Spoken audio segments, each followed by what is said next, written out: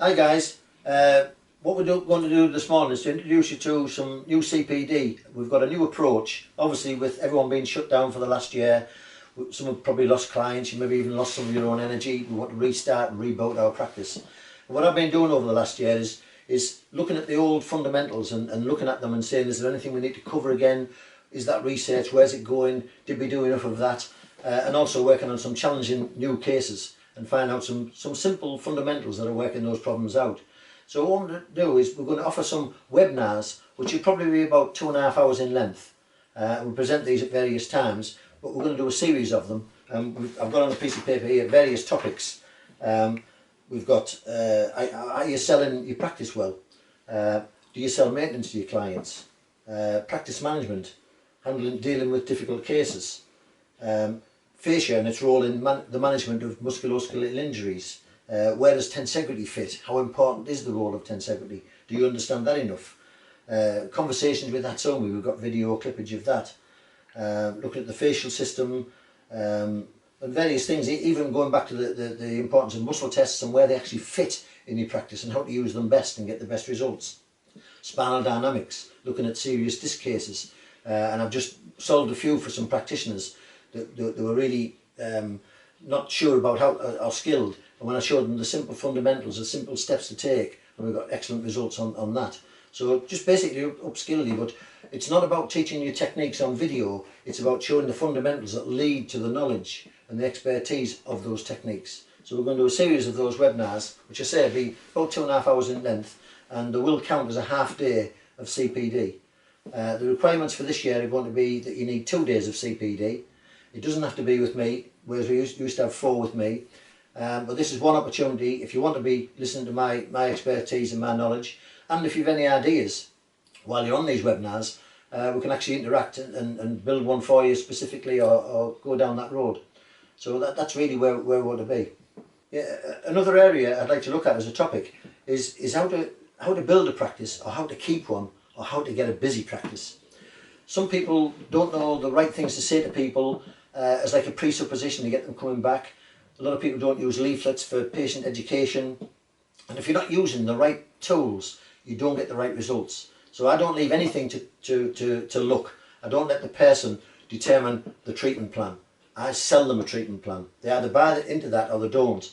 But because it's based on good sound advice of 40 years of clinical experience, and I've taught other people how to build similarly busy practices. In fact, in our area, the biggest problem we have is that nobody can get into any of the practitioners we've got. They're all absolutely full, and we're proud of that. But it's very simple. There's some basic things that you can do people don't understand. Even giving leaflets out and your business card, it's like, where would you put them? Little talks, how to keep your clients, how to build your practice, how to keep it ongoing, and also different tips that you can give people. Feedback. You know, we sell them the Orthobalance program, which is a backup. It's really important. But if you're not utilising these tools, then you're wasting your experience, and you're not building them the way you want. So we've put together a little program that will actually help you with a lot of those topics. And again, because they're going to be interactive, if you've got any individual problems, we can tell you how to talk to clients, how to get rapport, and all those sort of skills. So we hope that'll be useful for you. But what I've done is I've designed myself. I like to use the word studio. It just makes it sound good. But I've got, as you can see around, lots and lots of anatomical models. So when somebody asks me a question, I might go to the spine and I might talk about the sacral boot mechanism. I might be talking about fixations. I might be talking about degeneration and stenosis of the spine. I might be looking at some of the cranial nerves, the anastomoses from the nerve of Arnold and come all the way over the top, and co-correlate with some very important acupuncture points. So you can press those points and get rid of a migraine, or we can release a nerve. And the interaction of all of these systems comes about.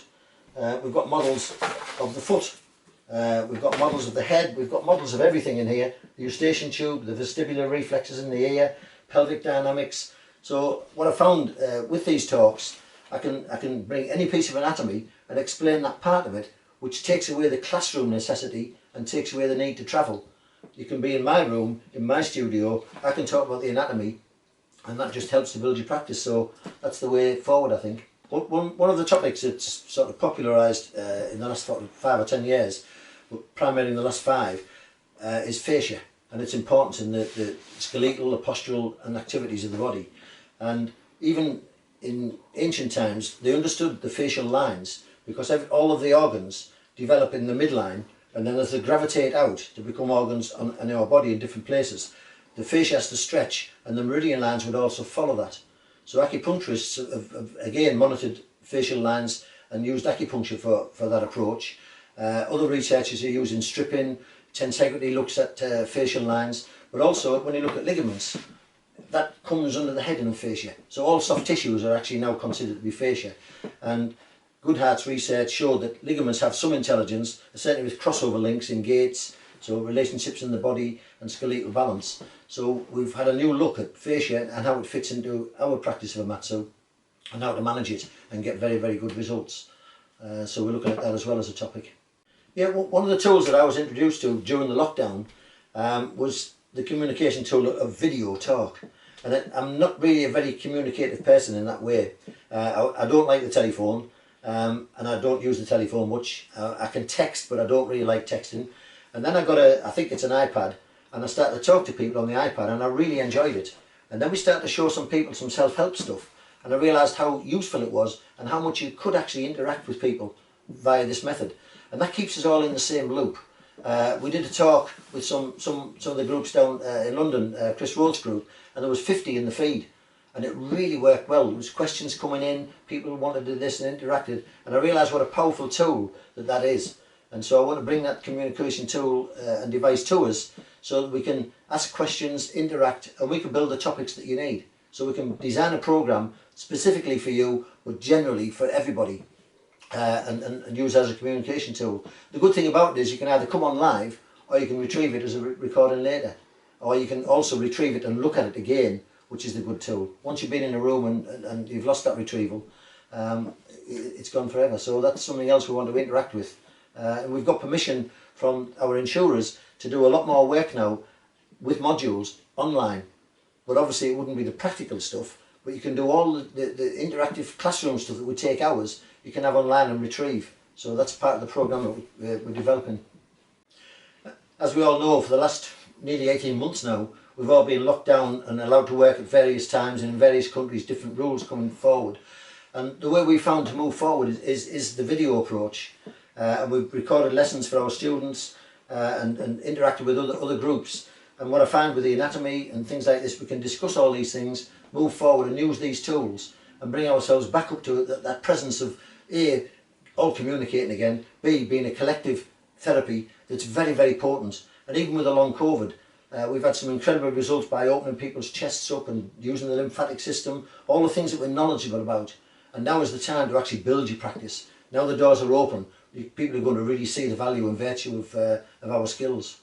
So that's the way forward. We're going to use this as a tool and interact with you on video lessons.